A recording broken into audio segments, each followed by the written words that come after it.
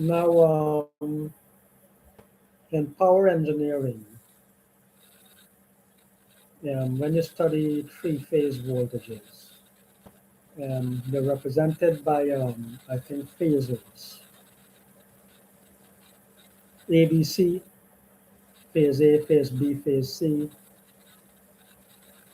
They start at a point, and they're the magnitude of the voltage, say 120, and they're 120 degrees apart. And now that three phasors represent what is happening at the output of the three-phase generator, as the car's alternators are. Now, a phasor, if I remember correctly, is a vector of magnitude of a certain magnitude at a certain angle. So, say 5 written as say a phasor of 120 at an angle of 0 degrees. It would be a phasor, it would be a vector from the origin, magnitude 120 along the x-axis.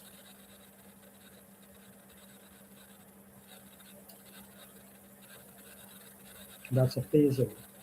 Now the phasor stays stationary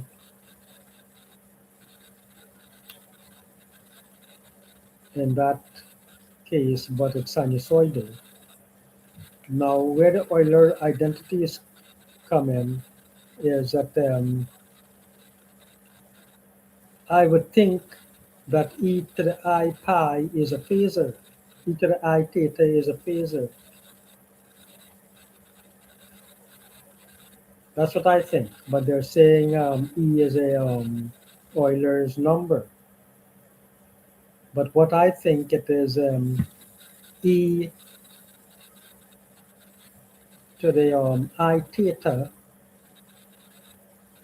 is a phasor of angle of length of 1 rotating around the x-axis on the xy plane 360 degrees.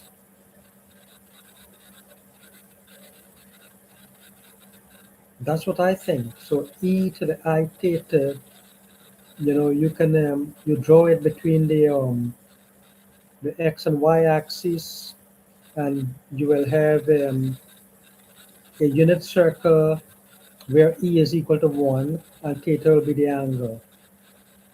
And then you can generalize that to it will mean that it is rotating in the analysis I did. I don't know what I'm doing wrong. I think I'm correct.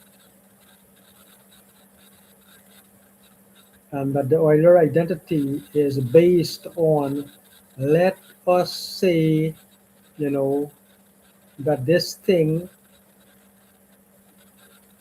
I'm going to call e to the I theta to represent where that vector is relative to the origin in radians.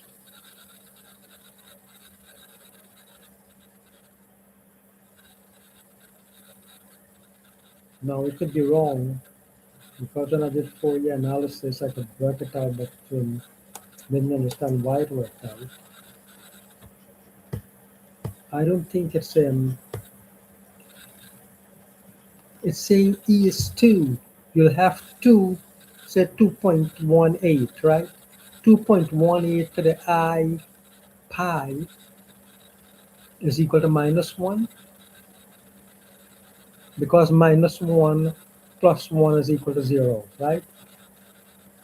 So it's telling you that 2.18 to the I pi is equal to minus 1 to make minus 1 plus 1 equals 0.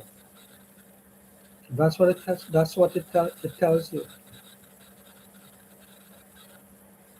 Anyway, I'll look in more into it.